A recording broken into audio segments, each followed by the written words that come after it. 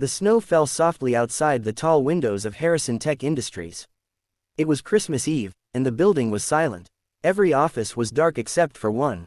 James Harrison sat alone at his desk on the 42nd floor. At 53 years old, he was the CEO of one of the most successful technology companies in America. His office was decorated with awards and photographs of business achievements.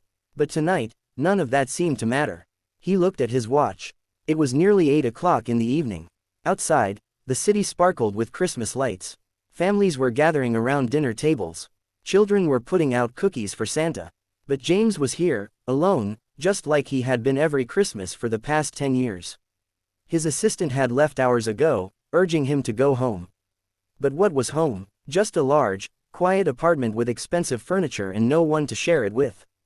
James had built an empire, but somewhere along the way, he had forgotten to build a life.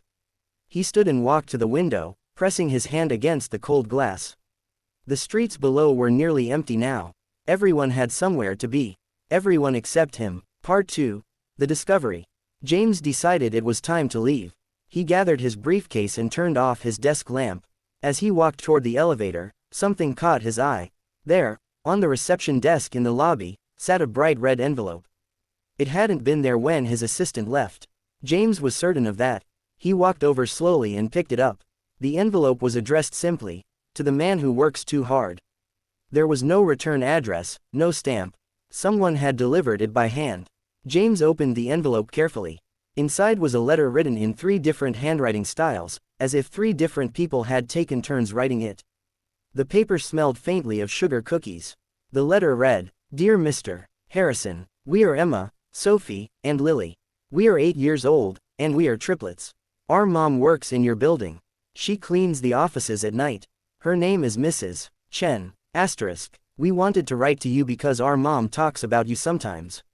She says you work very hard and you're always here, even on holidays. She says your office is always messy with papers, but she can tell you're trying to do something important. Our mom is sick. She has been sick for 3 months now. The doctors say she needs an operation, but it costs a lot of money. We know you're a very busy man, but we wanted to ask if maybe your company has a program that helps people who work here when they're sick. We didn't want to bother you, but Christmas is coming, and we're worried. We don't want our mom to be sick anymore. We want her to get better so she can play with us again. We made you some cookies. They're in the break room on the 5th floor. We hope you like them. Thank you for reading our letter. Merry Christmas, Emma, Sophie, and Lily Chen. James read the letter 3 times. His hands were shaking. Mrs. Chen. He tried to remember her face.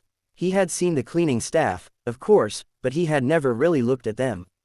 They came after hours, invisible workers who kept his world running while he focused on profits and quarterly reports.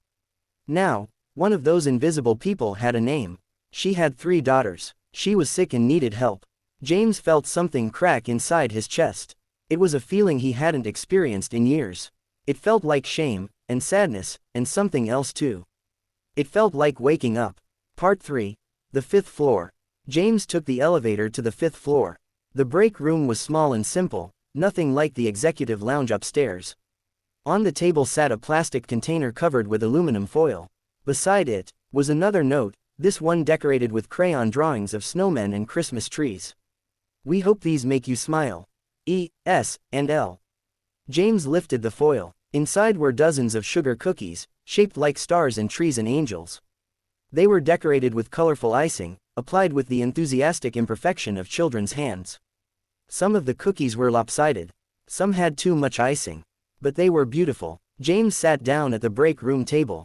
He picked up a star-shaped cookie and took a bite. It was sweet and buttery and made with care. As he chewed, something unexpected happened. Tears began rolling down his face. Here he was, a man who controlled a billion-dollar company, crying in an empty break room over cookies made by 3 little girls he had never met. But these weren't tears of sadness. They were tears of recognition. These girls had seen him. They had seen his empty office and his lonely Christmas Eves. And instead of judging him, they had made him cookies. James pulled out his phone and made several calls. He didn't care that it was Christmas Eve. He didn't care that he was waking people up. Some things couldn't wait until morning. Part 4. Christmas morning. The Chen family lived in a small apartment across town.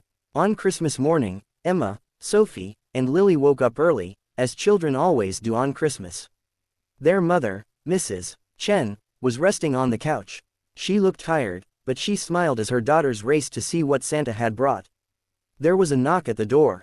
Mrs. Chen looked confused. Who would visit on Christmas morning? She walked slowly to the door and opened it. Standing in the hallway was James Harrison. He wore a casual sweater instead of his usual suit. In his arms was a box wrapped in silver paper with a large red bow. "Mrs. Chen," he asked gently, "my name is James Harrison. I received a letter from your daughters." Mrs. Chen's eyes went wide. Her hand flew to her mouth. "Mr. Harrison, I'm so sorry. The girls shouldn't have bothered you. I didn't know they." "Please," James interrupted softly.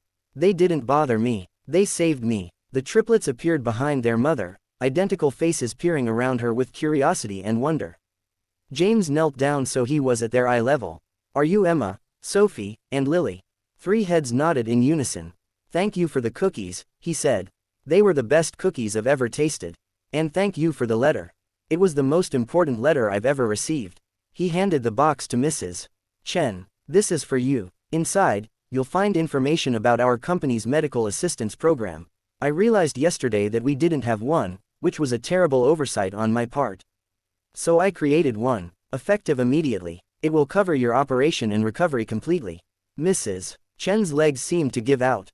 She sat down hard on the floor, the box in her lap, tears streaming down her face. I can't. "You already have," James said. "You've been taking care of my building for 3 years. You've made sure I had a clean, comfortable place to work. You've done that while being sick, while raising 3 beautiful daughters. Please, let me do this." The girls rushed forward and hugged James. He wrapped his arms around them, these 3 small humans who had written him a letter and changed his entire world. Part 5. The New Beginning. 3 months later, Mrs. Chen was healthy again. The operation had been successful. She returned to work, but not as a night cleaner. James had offered her a position in the company's new employee wellness department, working normal hours so she could be home with her daughters at night. As for James, he was still the CEO. But his office looked different. Now, on his desk, in a simple frame, was the letter from Emma, Sophie, and Lily. Beside it was a photograph taken on Christmas morning, showing him surrounded by 3 grinning 8-year-old girls. He left the office at 5 o'clock now. Most evenings, he had dinner with the Chen family. The girls called him Uncle James, and he taught them about computers and business while they taught him about laughter and wonder. On the anniversary of that Christmas Eve, James stood in his office looking out at the snow. This time, he wasn't alone. The building was full of people, employees staying late not because they had to, but because they wanted to. Because they were part of something bigger than profit margins and quarterly reports. They were part of a family. James had learned something important at Christmas. Success wasn't measured in money or power. It was measured in the lives you touched and the love you shared. It was measured in cookies made by small hands and letters written with hope. He had spent years building a company. But 3 little girls had taught him how to build a life. And that made all the difference. The end.